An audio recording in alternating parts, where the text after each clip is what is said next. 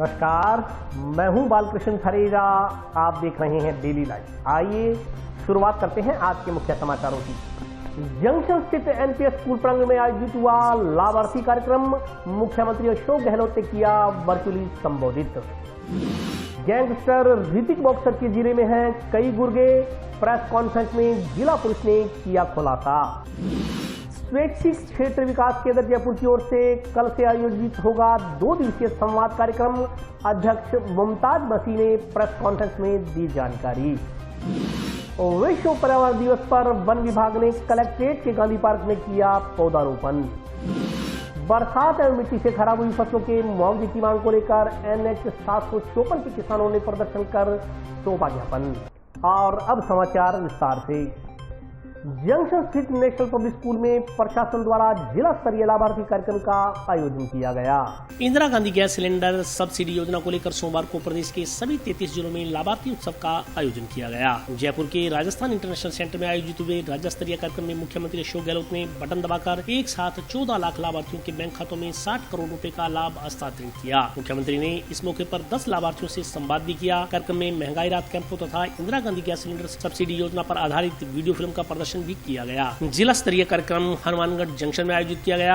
कार्यक्रम में जिला कलेक्टर श्रीमती रुक्मिणी रियार, ADM प्रतिभा देवेटिया, वित्त एवं विकास आयोग के अध्यक्ष पवन गोदारा, PCC सदस्य भूपेंद्र चौधरी, नायब तहसीलदार भावना शर्मा, DSO विनोद कुमार सहित अन्य जनप्रतिनिधि अधिकारी एवं योजना के लाभार्थी मौजूद रहे। जिला स्तरीय लाभार्थी कार्यक्रम में योजना के पात्र उपभोक्ताओं में से 22 लाख उपभोक्ताओं ने इस वर्ष अप्रैल माह में रिफिल बुक करवाया। इनमें से महंगाई राहत कैंपों में पंजीयन करा चुके 14 लाख उपभोक्ताओं के खाते में सोमवार को मुख्यमंत्री अशोक गहलोत ने सीधे लाभ का हस्तांतरण किया। जैसे जैसे शेष उपभोक्ता राहत कैंपों में अपना पंजीयन करवाएंगे, उनके खातों में भी लाभ का हस्तांतरण कर दिया जाएगा। अतिथियों ने बताया कि Indira Gandhi gas cylinder subsidy योजना के अंतर्गत राज्य सरकार की ओर से प्रदेश के 76 लाख उपभोक्ताओं को केवल 500 रुपए में गैस सिलेंडर उपलब्ध करवाया जा रहा है। उज्ज्वला योजना में चयनित परिवारों के साथ ही BPL श्रेणी के गैस कनेक्शन धारक परिवार इस योजना के पात्र हैं। संपूर्ण राज्य में 1 अप्रैल 2023 से ये योजना लागू की जा चुकी है। वर्तमान में महंगाई राहत शिविरों में पंजीकरण के माध्यम से योजना का लाभ दिया जा रहा है। अब तक करीब 48.63 लाख परिवार योजना में अपना पंजीयन करवा चुके हैं। इस योजना में गैस सिलेंडर पंजीयन करवाने के बाद गैस कंपनियों से प्राप्त ट्रांजैक्शन डाटा के आधार पर माह में 2 बार अर्थात पाक्षिक आधार पर अंतर्राष्ट्रीय उपभोक्ता के जनाधार से लिंक खाते में स्वतः जमा करवाने का प्रावधान रखा गया है। जिला स्तरीय कार्यक्रम में कृषि विस्तार उप निदेशक दानाराम उदारा, जिला शिक्षा अधिकारी हंसराज जाजेवाल, प्रवेश सोलंकी, ACMHO रवि खीचड़, नगर परिषद आयुक्त पूजा शर्मा, जिला परिषद सदस्य प्रवीणा मेघवाल, गुरमीत सिंह चंद्रा, यशवंत कड़वा, मनोज बरसीवाल सहित अन्य लोग उपस्थित रहे। 500 का सिलेंडर होने के लिए मीटिंग में आए हैं। अभी तो देखो क्या कहेंगे, कहते खाते में पैसे आएंगे, देखो कब भेजेंगे। आज जो आएगा उसी को देखो किस लिए बुलाया, इसलिए बुलाया। जो आएगा उसको भेजेंगे, कि नहीं आया उसको भेजेंगे। ऑनलाइन चढ़ाया उन्होंने। वैसे तो ठीक ही है, जैसे 1140 में भरते थे, अब 500 बता रहे हैं। देखो जी कितने इनों की बात है, वो तो भेजेंगे तो इनों को, हमारे को क्या। ऐसे आए थे भी 11 साढ़े 1100 का भरवाते गैस सिलेंडर है, वैसे फ्री दे दिया। वैसे 1150 का भरवाते, कोई उसी में कोई पैसा आता नहीं। लेट है वो बतेरी आती है, आप कहते फ्री कर दिए क्या अब तो फ्री होएगी कि नहीं होएगी। ऐसे आए हैं भी गलोटदी कोई कर देंगे सादा, तो उनको हम भी सादा कर देंगे।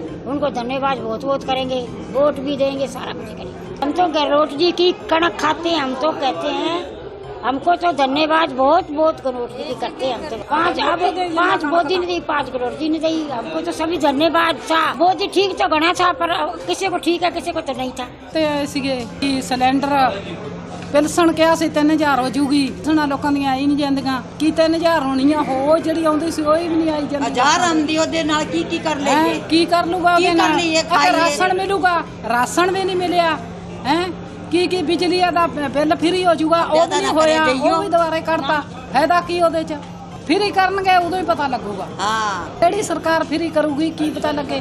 ਮੋਦੀ ਕਰੂਗਾ ਕਿ ਤੇ ਕਾਂਗਰਸ ਕਰੂਗੀ ਕਿ ਕੌਣ ਕਰੂਗਾ। ਇੱਥੇ ਤਾਂ ਆ ਗਏ ਵੀ ਚਲੋ ਵੇਖ ਕੇ ਆਉਨੇ ਆ, ਸੁਣ ਕੇ ਆਉਨੇ ਆ, ਕੋਈ ਤਾਂ ਪਤਾ ਲੱਗੂਗਾ।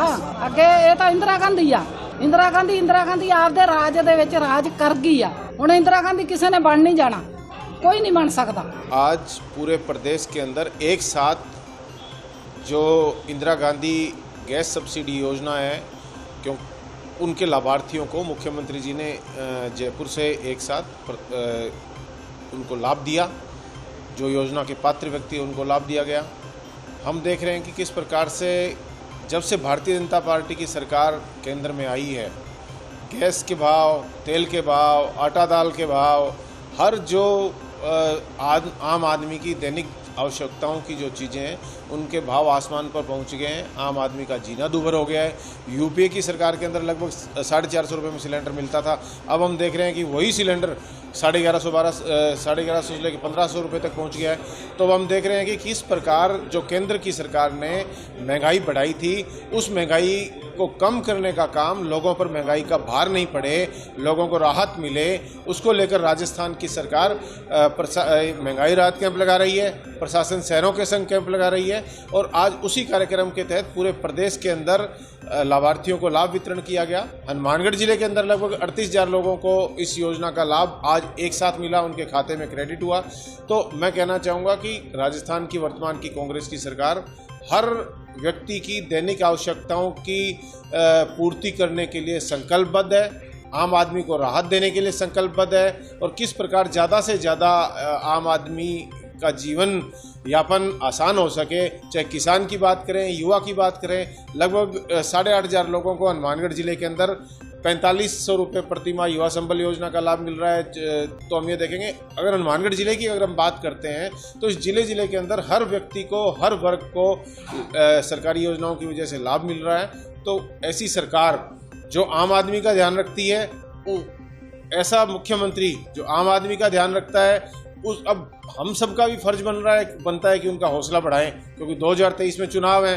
तो राजनीतिक व्यक्ति होने के नाते हमें यह बात भी करनी चाहिए कि जो व्यक्ति, जो दल, जो पार्टी लोकतंत्र के अंदर, क्योंकि लोकतंत्र की मूल अवधारणा यही है कि आम आदमी का भला हो सके, जो इस मूल अवधारणा का पालन करते हुए आम आदमी का ध्यान रखता है, तो उस पार्टी का, उस व्यक्ति का, उस दल का हम सबको हौसला बढ़ाना चाहिए, उसको और ज़्यादा ताकत देनी चाहिए कि वो पूरी ताकत से दोबारा जनता की सेवा कर सके। जिला पुलिस ने आज प्रेस कॉन्फ्रेंस आयोजित कर गैंगस्टर ऋतिक बॉक्सर की गिरफ्तारी और उससे की गई पूछताछ के बारे में विस्तार से जानकारी दी। शहर के 2 भाजपा पार्षदों को व्हाट्सएप पर वॉइस कॉल कर लॉरेंस बिश्नोई गैंग की धमकी देकर फिरौती मांगने के संदर्भ में दर्ज मुकदमे में गिरफ्तार गैंगस्टर ऋतिक बॉक्सर के हनुमानगढ़ में करीब 10 गुर्गे हैं। यही नहीं, उसके हनुमानगढ़ जिले सहित अन्य जगहों पर 40 से अधिक गुर्गे हैं जो गैंगस्टर के लिए रेकी आदि का काम करते हैं। यह खुलासा हार्डकोर बदमाश ऋतिक ठाकुरवानी उर्फ ऋतिक बॉक्सर पुत्र किशन चंद सिंधी निवासी मकान नंबर 12 मालवीय नगर पुलिस थाना जवार सर्किल जयपुर ने जंक्शन पुलिस के समक्ष पीसी रिमांड अवधि के दौरान हुई पूछताछ में कबूल किया। पुलिस ने सोमवार को ऋतिक बॉक्सर को कोर्ट में पेश कर दूसरी बार रिमांड अवधि बढ़वाई है। कोर्ट ने ऋतिक बॉक्सर का 1 दिन का पुलिस रिमांड भी बढ़ाया है। अब उसे पुलिस मंगलवार को कोर्ट में पेश करेगी। पुलिस को उम्मीद है कि पूछताछ में उससे कई और राज खुलेंगे। सोमवार को जंक्शन पुलिस थाना में हुई प्रेस वार्ता में अतिरिक्त पुलिस अधीक्षक जसाराम बोस ने बताया कि गैंगस्टर ऋतिक बॉक्सर ने पीसी रिमांड अवधि के दौरान हुई पूछताछ में कई खुलासे किए हैं। पूछताछ में ऋतिक बॉक्सर ने अपने 40 से अधिक गुर्गे बताए हैं। इनमें करीब 10 गुर्गे स्थानीय हैं। इन स्थानीय गुर्गों की धरपकड़ के लिए स्पेशल 4 टीमें गठित की गई हैं। इन गुर्गों की धरपकड़ कर इनसे भी पूछताछ की जाएगी। इससे पहले एक गुर्गे मणिशंकर उर्फ मनिया उर्फ मणि सिंह पुत्र गुरुदेव सिंह निवासी वार्ड नंबर 1 गांव सतीपुरा को गिरफ्तार किया जा चुका है। अतिरिक्त पुलिस अधीक्षक ने बताया कि उसे न्यायिक परीक्षा में जेल भिजवाया जा चुका है। वहीं संगरिया थाना क्षेत्र के नरेश पोटलिया पुत्र महेंद्र सिंह निवासी 2 NTW भगतपुरा पुलिस थाना संगरिया, जिसे ऋतिक बॉक्सर ने एक मोटरसाइकिल एवं 20 कारतूस दिलवाए थे, जिनका उपयोग नरेश को जयपुर में जी क्लब पर फायरिंग में करना था। नरेश पोटलिया की ओर से उक्त बाइक और कारतूस सरदार शहर में पुलिस की नाकाबंदी के डर से सूने स्थान पर छुपा दिए गए थे। इसके संदर्भ में पुलिस थाना सरदार शहर में मुकदमा दर्ज है। उन्होंने बताया कि पुलिस की ओर से नरेश पोटलिया को गिरफ्तार कर उससे भी पूछताछ की जा रही है। प्रेस कॉन्फ्रेंस में DSP रमेश माचरा, प्रशिक्षु RPS जयपाल सिंह, जंक्शन थाना प्रभारी नरेश गहरा भी मौजूद रहे। ऋतिक बॉक्सर हनुमानगढ़ मुख्यालय पर फिरौती के मामले में जो राजेंद्र सिंह पार्षद है उनको धमकी दी गई थी, उसमें गिरफ्तार किया हुआ है और अभी पीसी रिमांड में चल रहा है। पीसी रिमांड के दौरान पूछताछ में इसने कई खुलासे किए हैं, जिसमें करीब 40+ गुर्गे इसने बताए हैं, जिसमें लोकल गुर्गे भी करीब 10 के आसपास है, जिनकी धरपकड़ हेतु हमने स्पेशल 4 टीमें गठित की है, जिनको धरपकड़ कर उनसे भी पूछताछ की जाएगी। और लोकल जो थे एक मणि सिंह, उसको गिरफ्तार किया गया है और वर्तमान में उसको जेसी कर दिया गया है। इसी के तहत एक नरेश, जिनको कारतूस और हथियार सप्लाई किए गए थे, और उसने वो कारतूस और सरदार सर के कई इलाके में उसका यूज़ करने का था और उसमें भी सरदार सर पुलिस ने नरेश को गिरफ्तार किया है। शेष जो भी लोकल गुर्गे हैं इनकी धरपकड़ के प्रयास जारी है और जैसे जैसे पूछताछ की जाएगी ऋतिक बॉक्सर के कई खुलासे होंगे और जो टीमें बनाई गई है वो अपना काम कर रही है और आगे की प्रगति में मीडिया के सामने जो भी प्रगति आई वो अवगत कराएगी। वो बताया है ना, हमने लोकल जो है वो करीब 10 गुर्गे हैं, बाकी बाहर के हैं। हथियार के भी प्रयास किए जा रहे हैं, जिसमें हथियार यूज हुआ है वो उसमें बरामदगी के प्रयास किए जाएंगे। हाँ, यही तो आया ना सामने, जो इनके जो फॉलोअर्स है और इनके गुर्गे हैं करीब 40 के प्लस है और लोकल जो भी इसने घटनाएं करवाई है वो आगे से आगे तफ्तीश से खुलासा होगा। वो तो जैसे जैसे तफ्तीश होगी आपको अवगत करा दिया जाएगा और मीडिया के सामने भी लाया जाएगा और आम जनता को भी अवगत हो जाएगा। आज तो 1 दिन का ही रिमांड दिया है और आगे जो भी जैसे भी पूछताछ करेंगे आज उस पूछताछ में जैसे खुलासा होगा, जो भी पीसी या जेसी होगा वो आगे की कार्रवाई करेगा। जंक्शन पुलिस ने नशीली टेबलेट बरामदगी के मामले में गिरफ्तार युवक को आज न्यायालय में पेश कर न्यायिक परीक्षा में जेल भेज दिया। दूसरी ओर पोस्ट तस्करी के आरोप में पकड़े गए एक अन्य आरोपी की रिमांड अवधि बढ़वाई गई है।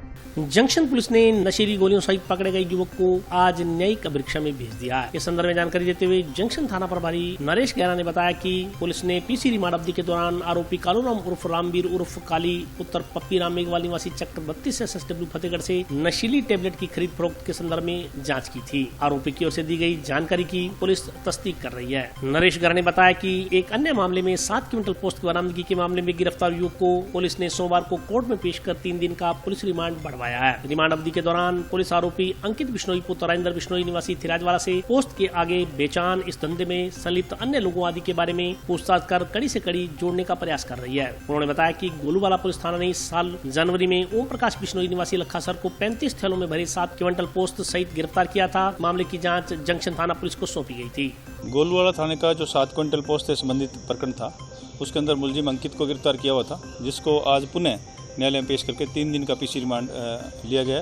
तो माननीय न्यायालय द्वारा इसको जो 7 तारीख को पुनः न्यायालय में पेश करने का आदेश फरमाए हैं, जो इससे अनुसंधान के बाद पेश किया जाएगा। हाँ, उसी बिंदु पर अनुसंधान किया जा रहा है और इसका जो अभी खुलासा नहीं करके बाद में किया जाएगा। पुलिस थाना हनुमानगढ़ टाउन का जो प्रकरण अवैध नशीली गोलियां बरामद से संबंधित था, उसमें मुलजिम कालूराम को आज जो न्यायालय में पेश करके और जेल दाखिल करवाने हेतु आदेश प्राप्त किए हैं। अभी इसको जेल दाखिल करवाया जाएगा। स्वैच्छिक क्षेत्र विकास केंद्र जयपुर की ओर से 6 और 7 जून को 2 दिवसीय संवाद कार्यक्रम आयोजित किया जाएगा। इस संदर्भ में अध्यक्ष मुमताज मसीह ने प्रेस कॉन्फ्रेंस में विस्तार से जानकारी दी।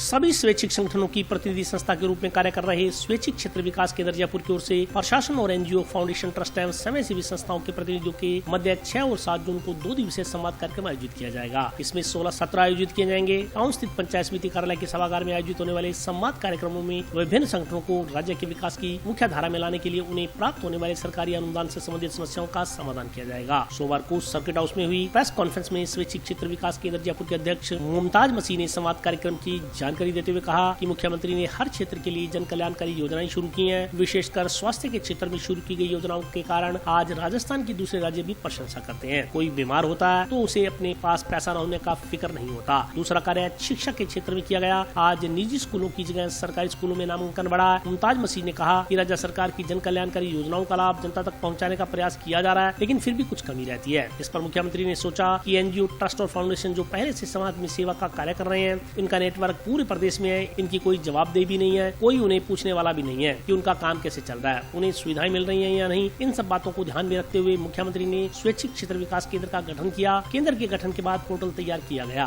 उसके माध्यम से रजिस्ट्रेशन किए जा रहे हैं। कई रजिस्ट्रेशन भी हो चुके हैं। केंद्र की ओर से प्रदेश के सभी जिलों में एनजीओ, फाउंडेशन व ट्रस्टों के साथ प्रशासन का 2 दिवसीय संवाद किया जा रहा है। हनुमानगढ़ छठा जिला है, यहाँ मंगलवार से 2 दिवसीय संवाद कार्यक्रम आयोजित होगा। संवाद कार्यक्रम में चिकित्सा शिक्षा सहित कुल 10 ऐसे विभाग हैं जिनकी जन कल्याणकारी योजनाएं प्रदेश में चल रही हैं। इन 10 विभागों के अधिकारी संवाद कार्यक्रम में मौजूद रहेंगे। इन विभागों की सभी जन कल्याणकारी योजनाओं के बारे में अधिकारी उन्हें बताएंगे। एनजीओ, फाउंडेशन व ट्रस्ट उनके सामने आ रही दिक्कतों और किए जाने वाले सुधारों के बारे में अवगत करवाएंगे। मुमताज मसीह ने बताया कि पूरे प्रदेश में संवाद कार्यक्रम के बाद हर विभाग अनुसार हर जिले में प्रशिक्षण कार्यक्रम शुरू किए जाएंगे। इनमें बताया जाएगा कि उन्हें किस तरह उन तक पहुंचना है जिनके लिए योजनाएं बनाई गई हैं और वह उन योजनाओं का लाभ कैसे उठा सकते हैं। उन तक किस प्रकार इन योजनाओं का लाभ पहुंचाना है, इसका प्रशिक्षण भी दिया जाएगा। देखिए, राजस्थान के हमारे मुख्यमंत्री अशोक गहलोत जी बहुत ज़्यादा ही संवेदनशील है और इन्होंने अब की बार तो जन कल्याणकारी योजनाएं जितनी भी दी हैं हर सेक्टर के अंदर, चाहे वो मेडिकल का हो, चाहे वो एजुकेशन का हो, चाहे वो महिलाओं के लिए हो, चाहे महिला बाल विकास का हो, चाहे समाज कल्याण के और दूसरे सेक्टर हो, सब जगह के लिए, सबके लिए उन्होंने अलग अलग जन कल्याणकारी योजनाएं दी हैं। उनकी सोच ये है कि NGO, ट्रस्ट, फाउंडेशन और जितने भी नॉन गवर्नमेंट, नॉन प्रॉफिटेबल संस्थाएं हैं जो समाज के अंदर काम कर रही हैं, उनको उनकी मजबूती के लिए, उनकी अच्छाई के लिए, तो ऐसी संस्थाएं जो हैं वो, क्योंकि उनका नेटवर्क जो है वो हर जगह है, चाहे वो गांव में हो, चाहे शहर में हो, चाहे गली मोहल्ले, गांव ढाणी, सब जगह उनका नेटवर्क है और वो क्योंकि समाज में सेवा का कार्य ऑलरेडी कर रही है, तो जितनी ये योजनाएं हैं वो चाहते हैं कि इनके माध्यम से जितनी भी ये जन कल्याणकारी योजनाएं हैं, ये NGO, ट्रस्ट, फाउंडेशन और नॉन प्रॉफिटेबल जो ऑर्गेनाइजेशन है, इनके माध्यम से जिनके लिए ये योजनाएं हैं उन तक स्मूथली पहुंच जाएं और उनको इसका लाभ मिल जाए जिनके लिए ये योजनाएं हैं। तो इसके लिए माननीय मुख्यमंत्री जी ने हमारा ये स्वैच्छिक क्षेत्र विकास केंद्र बनाया है, जिसका चेयरमैन मुझको बनाया है। ये हमारी एग्जीक्यूटिव बॉडी है जो इम्प्लीमेंटेशन का काम करती है। हमारी जो अपर बॉडी है उसमें चेयरमैन स्वयं मुख्यमंत्री जी हैं और 9 हमारे जो मंत्री हैं कैबिनेट के, वो इसके सदस्य हैं। इस प्रकार से आप समझ सकते हैं कि कितनी मुख्यमंत्री जी की इसके ऊपर इम्पोर्टेंस है। अब हमने इस साल भर हमारे को लगा है, जिसमें हमने हमारा कॉन्स्टिट्यूशन तैयार किया है, वेब पोर्टल तैयार किया है और बाकी सारी हमने हमारी तैयारी पूरी करी है। अब हमने हमारा ब्लूप्रिंट तैयार किया है, जिसके माध्यम से हम NGO, ट्रस्ट और फाउंडेशन और इनको संवाद कार्यक्रम कर रहे हैं पूरे राजस्थान में हर जिले के, और ये छठा जिला है जहां हमारा ये संवाद कार्यक्रम कल से होने जा रहा है। 2 दिन का हमारे संवाद कार्यक्रम होते हैं और उसके अंदर 10 डिपार्टमेंट जिनकी ये योजना है जन कल्याणकारी, उनके अधिकारी मौजूद रहते हैं, कलेक्टर साहब रहते हैं और SP भी रहते हैं। तो इस प्रकार से उनके साथ संवाद होता है। जो अधिकारी हैं वो उनको जन कल्याणकारी योजना उनके डिपार्टमेंट की जो भी है उनके बारे में बताते हैं, किस प्रकार से उनको किसके लिए है, वो कैसे वो अवेल कर सकता है, जो उनके लिए हैं वो, ये सारी चीज़ें वो बताते हैं। अगर उनको जो स्वैच्छिक क्षेत्र के जो काम करने वाले हमारे संगठन हैं, उनको अगर उसमें कोई दिक्कत आ रही है, कोई उनको सवाल पूछना है या कोई सुझाव देने हैं, तो वो उसमें सुझाव भी उसमें दे सकते हैं और उन सुझावों को हम अगर हमारे को ऐसे अच्छे लगते हैं या इन योजनाओं को और स्मूथली चलाने के लिए उन तक पहुँचे अच्छी तरह से, उसके लिए हम जो भी हमारी ये चल रहे संवाद कार्यक्रम, वो मुख्यमंत्री जी को हम उसकी रिपोर्ट भेजते हैं कि इनके अंदर यही हमारे पास सुझाव आए हैं और इन योजनाओं के अंदर यही सुधार और किया जा सकता है। तो इस प्रकार का हमारा एक ये कार्यक्रम अभी चल रहा है। उसके लिए मैं यहाँ आया हूँ और कल और परसों 2 दिन हम यहाँ पर ये कार्यक्रम चलेगा। जो भी NGO है वो कोऑपरेटिव में रजिस्टर्ड होते हैं और दूसरे होते हैं आपके देवस्थान विभाग में जो ट्रस्ट है, और इसी प्रकार से आपके कलेक्ट्रेट में भी रजिस्ट्रेशन होता है ट्रस्टों का और फाउंडेशंस का।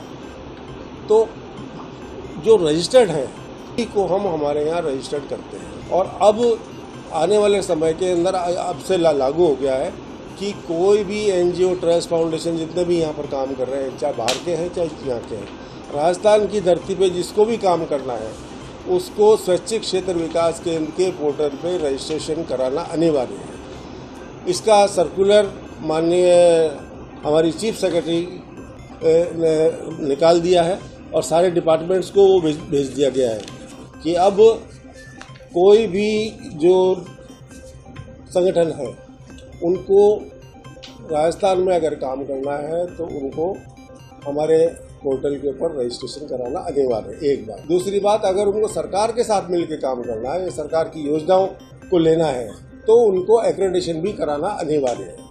गांव 44 SSW के ग्रामीणों ने पंचायत द्वारा मकान तोड़ने की कार्रवाई पर रोक लगाने की मांग को लेकर जिला कलेक्टर को ज्ञापन सौंपा। चक 44 SSW के लेआउट प्लान नक्शा में वर्तमान सरपंच द्वारा पक्के मकानों व कब्जाशुदा प्लाटों को कथित रूप से अवैध अतिक्रमण बताकर तोड़ने से रोकने की मांग को लेकर सोमवार को पीड़ित ग्रामीणों ने जिला कलेक्टर को ज्ञापन सौंपा। ज्ञापन में कहा गया है कि ज्ञापन देने वाले सभी ग्रामीण चक 44 SSW 42 SSW बैलोल नगर में गत 50 वर्षों से निवास कर रहे हैं। चक 44 SSW में पक्के मकान बने हुए हैं तथा पशुओं के लिए बाड़ी व खेती बाड़ी के यंत्र के प्लांट हैं। कई प्लाटों के तारबंदी व कई प्लाटों की चारदीवारी कर लगभग 50 वर्षों से उपयोग व उपभोग कर रहे हैं। मकानों में बिजली व पानी के कनेक्शन है। चक 44 SSW में लगभग एक गांव सा बसा हुआ है। इसमें कई परिवारों के प्रधानमंत्री आवासीय योजना के तहत मकान बने हुए हैं। चक 44 SSW जब सेजीपुरा ग्राम पंचायत के अंतर्गत आता था उस समय बहलोल नगर चक 42 SSW के अंतर्गत आता था। वर्तमान में चक 44 SSW ग्राम पंचायत बहलोल नगर के तहत आता है। ज्ञापन में कहा गया है कि सरपंच जो चक 44 SSW के ग्रामीणों से राजनीतिक रंजिश रखता है, गौशाला स्थापित करने के लिए कब्जेशुदा व पट्टाशुदा प्लाटों को अवैध अतिक्रमण बताकर तोड़ना चाहता है। ज्ञापन में सरपंच द्वारा शुरू की जाने वाली कार्रवाई को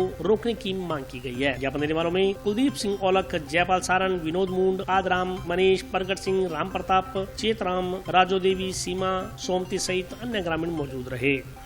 हमारी SSW में SC कास्ट के लोग ज्यादा रहते हैं तो उन लोगों के भेड़ बकरी और धन पशु रखते हैं तो उनके बाड़े हैं वो तोड़ के वो कहता है मैं गौशाला बनाऊंगा। सरपंच को तो बहलोल नगर के अंदर पूर्व में जमीन पड़ी हुई है पंचायत की 10-15 बीघा और इनके घर तोड़ के वो गौशाला बनाना चाहता है। इन लोगों को टॉर्चर करता है, छोरियों को, मानसों को। लोग मजदूरी करने चले जाते हैं तो ये वो आके इनको नोटिस पकड़ाता है किसी लड़के से या पंचायत के किसी कर्मचारी से, ये नोटिस है आप घर खाली करो, मैं यहाँ गौशाला बनाऊंगा। ये काम बहलोल नगर का मामला है। उसमें एक चक पड़ता है 44 SSW जिसमें बहुत पुराना बसा हुआ है। उस समय गंगानगर जिला था और बसा हुआ है उसमें लगभग 200-250 घर हैं। वर्तमान में जो सरपंच है वो राजनीति के कारण इनको जो मकान बड़े हुए हैं प्रधानमंत्री आवास योजना के तहत पट्टे भी कटे हुए हैं और भी कई यानी कि काबिज हैं और लोग बाग बहुत रह रहे हैं। एक छोटा सा गांव है उसमें जो वर्तमान सरपंच है बहलोल नगर का वो राजनीतिक रंजिश के कारण अवैध अतिक्रमण बताकर वहाँ गौशाला बनाना चाहता है और गौशाला के लिए 2 बीघा भूमि पूर्व में अलॉट की हुई है, उसका उद्घाटन हुआ है परंतु ये गरीब लोगों को वहाँ से मतलब उजाड़ना चाहता है। इस संबंध में सभी ग्रामीण आज माननीय जिला कलेक्टर महोदय से मिलने आए हैं कि अवैध अतिक्रमण जो बता रहा है वो बिल्कुल गलत है और हम उसका घोर विरोध करते हैं। और अभी वक्त ब्रेक का, हाजिर होता हूँ छोटे से ब्रेक के बाद।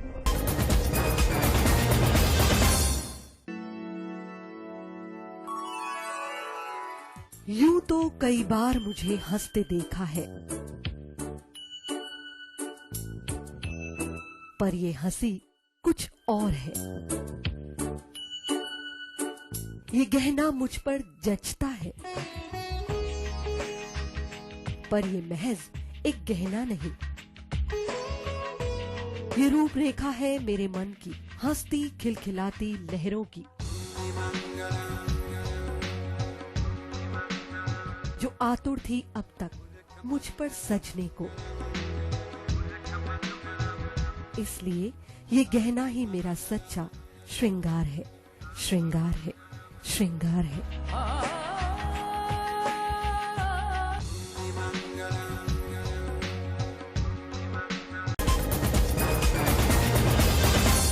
ब्रेक के बाद स्वागत है। आइए नजर डालते हैं अगले समाचारों पर। विश्व पर्यावरण दिवस के मौके पर वन विभाग द्वारा कलेक्ट्रेट स्थित गांधी पार्क में पौधारोपण किया गया।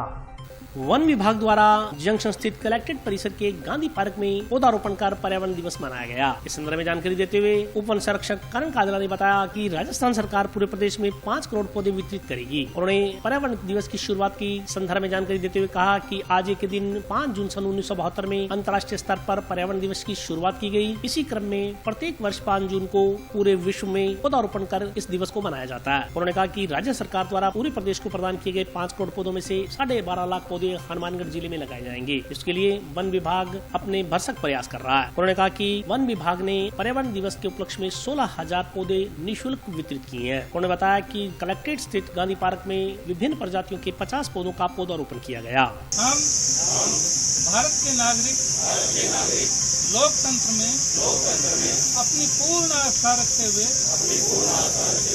यह शपथ लेते हैं कि हम अपने देश इसकी लोकतांत्रिक परंपराओं की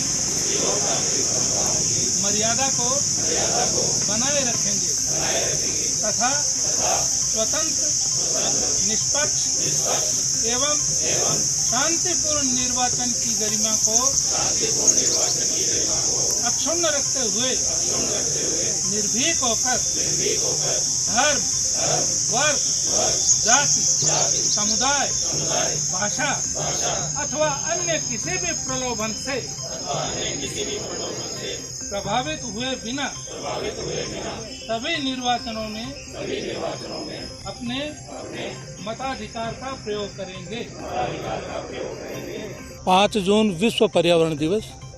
आज ही के दिन 1972 में इसकी शुरुआत हुई थी अंतर्राष्ट्रीय स्तर पर,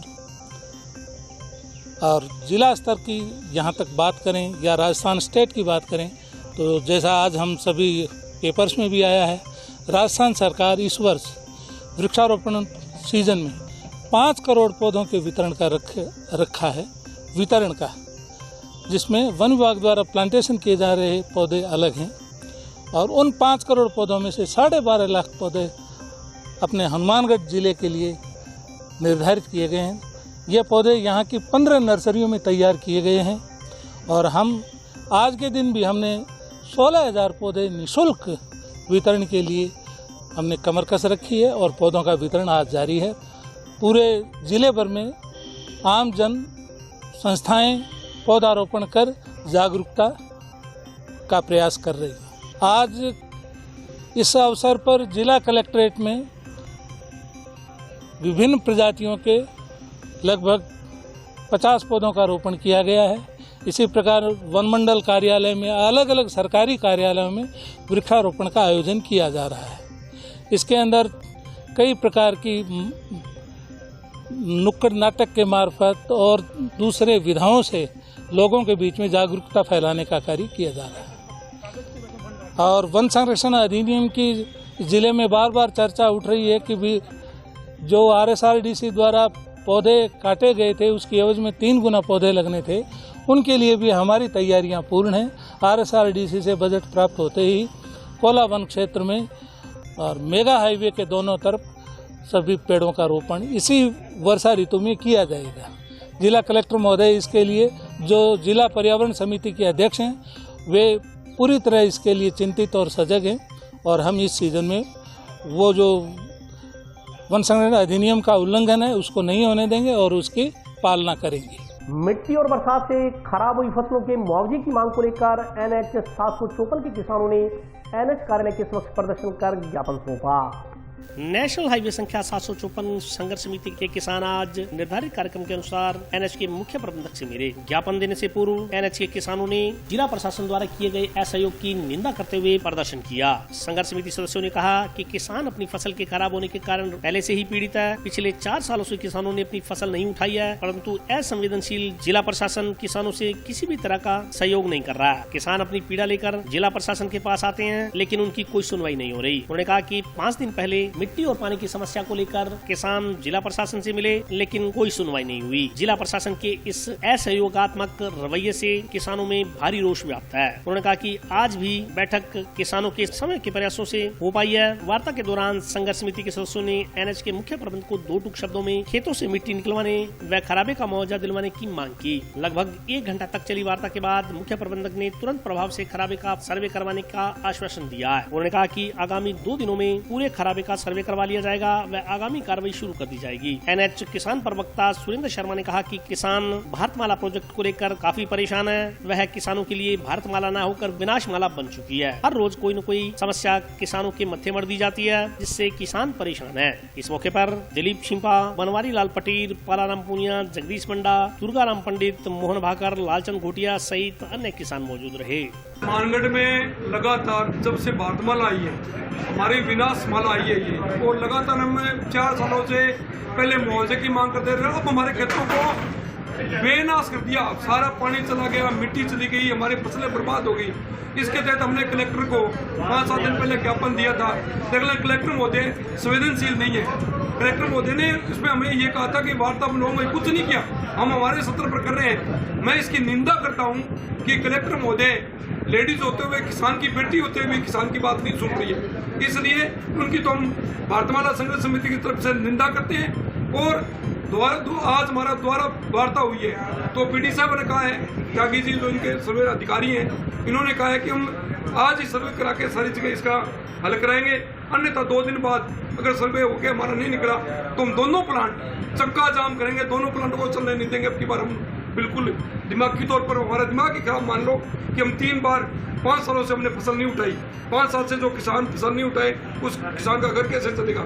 इसलिए हम आज ये कहने आए हैं और कि आज हमारी समस्या का हल नहीं हुआ 3 दिन में, तो दोनों प्लांट ठप करें। हमने अभी जो 4-5 दिन पहले ज्ञापन दे करके जो बरसात से खेतों के अंदर मिट्टी गई है NH के, उसके समाधान के लिए कलेक्टर साहब को बोला था, लेकिन अभी तक उसका कुछ हुआ नहीं। आज पीडी साहब के साथ में इसी को लेकर के वार्ता हुई है, क्योंकि हमारा 2 दिन बाद में दोनों प्लांटों को बंद करने का प्रोग्राम था। तो आज पीडी साहब और इनके साथ में वार्ता हुई है। इन्होंने कहा कि हम 2-3 दिन के अंदर अंदरूनी समस्या का समाधान करवाएंगे। तो हम 2-3 दिन का और इंतजार करते हैं। अगर ये मिट्टी निकलवा देते किसानों की समस्याओं का हल हो जाता है फिर तो ठीक है, वरना 2 दिन बाद में हमारा भी प्रोग्राम कायम रहेगा हम दोनों प्लांटों को। फिरौती मांगने के आरोप में पकड़े गए गैंगस्टर ऋतिक बॉक्सर के अधिवक्ता अरुण कंडा ने पुलिस पर मनगढ़ंत कहानियां बनाकर बार-बार रिमांड हासिल करने का आरोप लगाया। लॉरेंस बिश्नोई गैंग की धमकी देकर फिरौती मांगने के संदर्भ में पुलिस द्वारा गिरफ्तार किए गए गैंगस्टर ऋतिक बॉक्सर का बार-बार पुलिस रिमांड बढ़ाए जाने पर उसके अधिवक्ता अरुण कंडा ने आपत्ति जाहिर की है। उन्होंने आज मीडिया से बातचीत करते हुए कहा कि पुलिस आए दिन एक नई कहानी लेकर सामने आ रही है, जो कि न्यायोचित नहीं है। उन्होंने कहा कि बार-बार रिमांड बढ़ाया जाना कानून संगत नहीं है, लेकिन पुलिस आए दिन नई कहानी कर ऋतिक बॉक्सर का रिमांड बढ़वा रही है। उन्होंने कहा कि आज पुलिस द्वारा ऋतिक बॉक्सर को अदालत में पेश किया गया, जिसमें रिमांड अवधि बढ़ाने की गुजारिश की गई। इससे पूर्व 27 तारीख को उसे अदालत के समक्ष प्रस्तुत किया गया था, उसमें भी रिमांड अवधि बढ़ाने की मांग की गई थी। उन्होंने कहा कि उसके बाद 2 तारीख को और फिर 3 तारीख को उसे अदालत के समक्ष प्रस्तुत कर पीसी रिमांड बढ़ाने की मांग की गई थी। उन्होंने कहा कि आरोपी ऋतिक बॉक्सर का नाम कई घटनाओं में लिया जा रहा है, लेकिन इसका मतलब यह नहीं निकाला जाना चाहिए कि ऐसी बातों में कोई सच्चाई है और उसका तमाम घटनाओं से कोई सरोकार है। उन्होंने कहा कि पुलिस वाहवाही बटोरने के लिए आरोपी को परेशान करने में लगी है, जबकि उसे तुरंत प्रभाव से जेसी किया जाना चाहिए। आज माननीय न्यायालय मुख्य न्यायिक मजिस्ट्रेट हनुमानगढ़ के सामने ऋतिक बॉक्सर को पेश किया गया था। इससे पूर्व भी 27 तारीख को नौर में पेश किया गया, जिसमें 5 दिन का पीसी लिया गया। फिर उसके बाद हनुमानगढ़ में 2 तारीख को पेश किया गया, फिर उसके बाद 3 दिन का पीसी मांगा और आज फिर पुलिस नई कहानी के साथ आज पेश हो रही है और ये कहती है कि हमें 1 दिन का पीसी और चाहिए, जबकि इस तरह का लगातार पीसी लेना कहीं उचित नहीं नज़र आ रहा है, क्योंकि पुलिस रोज ना कुछ नया फैक्ट लेके आती है और उस पर यह बात रखती है कि आज इस पर पीसी दिया जाए। साहब, आज से 2 दिन पहले भी हमने जब विरोध किया था इस बात का, इस पीसी का भी, उस आदमी का नाम हर जगह मौजूद है, भी लिया जा रहा है। तो इसका मतलब ये तो नहीं है कि उसका लगातार ही पीसी लिया जाए, क्यों ना उसे जैसी कर दिया जाए। सिर्फ वाहवाही बटोरने के लिए अपने उच्च अधिकारियों से या समाज में अपनी एक अलग छवि बनाने के लिए पुलिस गलत कर रही है। तो मेरा ये निवेदन है कि उसे जल्द से जल्द जेसी किया जाए। पहले इसको गिरफ्तार किया, 5 दिन का रिमांड लिया 2 तक, 2 के बाद आज रिमांड पूरा हो रहा था, लेकिन मुकामी पुलिस अब हथियार बता रही है, जो कि इस प्रकरण मुकदमा नंबर FIR नंबर 66 में कोई हथियार का लेने वो है ही नहीं, जिक्र ही झूठा फंसाने के लिए, दबाव बनाने के लिए, मात्र झूठा फंसाने के लिए बॉक्सर को हरेसमेंट कर रही है बार बार। हमने जो कोर्ट में विरोध किया, माननीय न्यायालय ने 1 दिन के लिए उसे रिमांड दिया है। जो इस वार्ड मेंबरों को, क्या नाम, राजेंद्र प्रसाद व बब्बी के जो मुकदमा है, इसका तो मात्र व्हाट्सएप कॉल से धमकाना बताया गया है। जो 384-86 में आता है। आज नई कहानी पुलिस लेके आई है बॉक्सर को फंसाने के लिए कि ये हथियार लाता है बाहर से, अपने हथियार बरामद करने हैं जी। 10 दिनों से मुकामी पुलिस कुछ नहीं कर पाई। अब 10 दिनों के बाद ये नई कहानी लेके आई है। बॉक्सर को झूठा फंसाया जा रहा है अन्य मुकदमों में दबाव बढ़ाने के लिए। सोने मकान में चोरी करने के आरोपी को गिरफ्तार करने की मांग को लेकर वार्ड 56 के बाशिंदों ने जंक्शन पुलिस को ज्ञापन सौंपा। जंक्शन स्थित वार्ड नंबर 56 में एक मकान में हुई चोरी की वारदात के आरोपियों को पकड़ने की मांग को लेकर आज वार्ड नंबर 56 के बाशिंदों ने पार्षद राजेंद्र चौधरी के नेतृत्व में जंक्शन थाना प्रभारी को ज्ञापन सौंपा। इस मौके पर राजेंद्र चौधरी ने कहा कि कुछ दिन पहले वार्ड नंबर 56 में चोरी की वारदात को अंजाम दिया गया। चोरी की वारदात को किस व्यक्ति ने अंजाम दिया है, इस संदर्भ में पूरा मोहल्ला जानता है। उन्होंने कहा कि इस संदर्भ में पुलिस को भी तमाम सबूत उपलब्ध करवाए गए हैं और उनसे मांग की गई है कि चोरी के आरोपी को तुरंत गिरफ्तार किया जाए। उन्होंने कहा कि यदि पुलिस उस आरोपी को पकड़ती है तो उससे और भी चोरियां बरामद होने की उम्मीद है। ये क्या वार्ड नंबर 57 में कल 4-5 दिन पहले 56 के अंदर 4-5 दिन पहले चोरी हो गई थी। 7-1 लाख रुपए की सामान ले गए थे, सोना साना, और वो तो खोजी को बुला के और जो भी था बैठ के पंचायत करके अंदर चोर का पता लग गया था। यहाँ एप्लीकेशन भी दी हुई थी। तो आज सीआई साहब के पास हम आए हैं, माने नहीं हमें पता है अभी हमारे को जा चोर कौन है, तो कृपया उस चोर के ऊपर कार्रवाई करके हमारा सामान दिलाया जाए और उससे और भी चोरियां पूछी जाए। शहर के अंदर इतनी चोरियां हो रही हैं कि जो इनकी 7 लाख की उसने और भी कहीं तो की होगी चोरियां, उससे और भी चोरियां निकलेगी। तो आज के हिसाब से मिले हैं उस चोर के लिए कि उस चोर को लाकर पूछताछ की जाए। बिल्कुल नामदर्जी एप्लीकेशन दिया है, नामदर्जी बता रहे हैं, सारा कुछ नामदर्जी कर रहे हैं। विद्युत पोल पर काफी नीचे लगे मीटरों को ऊंचा लगाए जाने की मांग को लेकर राष्ट्रीय युवक परिषद ने विद्युत निगम अधिकारियों को ज्ञापन सौंपा।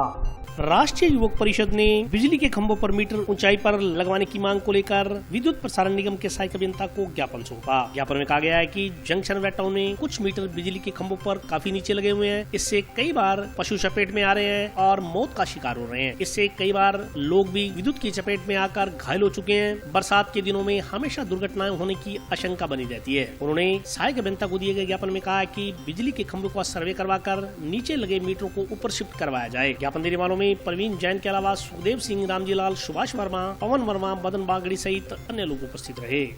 हम सर एक बहुत बड़ी मांग लेके आए हैं राष्ट्रीय परिषद वाले। जो मीटर लगे हुए हैं बिजली बोर्ड के, इसका जो नीचे लगे हुए खंभे के नीचे लगे, काफी ज्यादा नीचे लगे हुए हैं, 3 फुट पे, 3.5 फुट पे, 4 फुट पे। वहाँ पे परसों की घटना है। हमारे जिला संगठन सचिव है जो गौओं की इतनी सेवा करते हैं, इनकी टीम भी सेवा करती है, तो एक नंदी मर गया इस करंट लग के। तो ये इतना रोया है, इसके मन में इतने गुस्सा हुआ, इसने मेरे को तुरंत फ़ोन किया। फ़ोन करते ही मैंने सोचा कि इस बात में, मैंने उसी टाइम कलेक्टर साहब से बात की। तो कलेक्टर साहब ने कहा आप इस बारे में बड़ा सीरियस लिया उन्होंने। मैं कल बच्चे मर जाएगा, कल को तो बच्चा निकले वही लग जाएगा, उसके हाथ लग जाएगा। तो हमने सर्वे करके सारे यहाँ छाटा है और अब मैं जा रहा हूँ सीधा एससी के पास, क्योंकि टाउन वाला भी काम करना है हमारे को। तो टाउन जंक्शन दोनों के करना है इस बारे में। तो भगवती की बात सुन के हमने बड़ा सीरियस लिया और हमारी सुबह से हमारी ITA की टीम, जो सुखदेव सिंह सबसे पहले आए थे, और सारी टीम हमारे पास आ चुकी है। हम इनका साधुवाद देते हैं और इसीलिए अभी भी हम इन साहब को बहुत धन्यवाद देते हैं। इन्होंने कहा मैं टीम कल ही बढ़ा दूंगा और टीम कल जा करके सारा देखेगी, जो नीचे वाले हैं उनको ऊपर के 5-5 फुट ऊपर कर देगी, इससे अपने बचत हो जाएगी। ये सुरक्षा की दृष्टि से बहुत जरूरी था और इसलिए हमारे पास वो नाम उठाया। आज अभी 26 तारीख की बात है कि एक गौ माता गणपति मैरिज प्लेस के सामने करंट खा के बेचारी भगवान को प्यारी होगी और वो प्रेग्नेंट गाय थी। उसका बच्चा वहीं पे मौके पे भगवान को प्यारा हो गया और 5 दिनों तक उसका बहुत ज़्यादा इलाज कराया, लेकिन उसको नहीं बचा पाए। उसके बाद वो इतनी मेंटल स्थिति में चली गई थी, पागलों की तरह दीवारों पे सिर मारती थी। उसका इलाज करने बहुत कोशिश करी, बाहर से भी डॉक्टर बुलाए, उसका इलाज नहीं हुआ। उसके बाद 8 नंबर चुंगी पे अभी 3 दिन पहले की बात है, एक नंदी महाराज जी करंट खा के पूरे हो गए। वो फ्यूज क्या था कि 2 ही फुट की ऊंचाई पे था, 2-2.5 फुट की ऊंचाई पर, तो ट्रांसफार्मर का जो फ्यूज होता है। तो ये स्थिति शहर में जगह जगह है, कहीं पे मोहल्लों के अंदर भी है, छोटे बच्चे भी खेल रहे हैं, बारिश हो जाती है, बहुत ज़्यादा ये विपदा की स्थिति है। तो सभी को, शहरवासियों को, सबको ये मिलके काम करना चाहिए। और हमने विद्युत विभाग में इन साहब को रिक्वेस्ट भी करी है, उन्होंने कहा भी है कि मैं जल्दी कर दूंगा, आज ही टीम बनाऊंगा। ये काम बहुत ज़रूरी है। शहर में ये एक समस्या और भी है, जो नाले है, नाले शहर में खुले पड़े हैं, वहाँ पे नंदी कभी गायें गिर रही है, उसके लिए भी हम साहब को कह रहे हैं कि उसके लिए भी करवाओ। हम उसके लिए भी जल्दी कलेक्टर साहब के पास जाएंगे कि आए दिन शहर में नाले में कभी नंदी गिर जाते हैं, कभी गौमाता गिर जाती है, कभी बच्चे गिर जाते हैं, उन पे आके ढक्कन की व्यवस्था होनी चाहिए। और आज के लिए बस इतना ही। कल फिर हाजिर होता हूँ नए समाचारों के साथ, तब तक के लिए नमस्कार।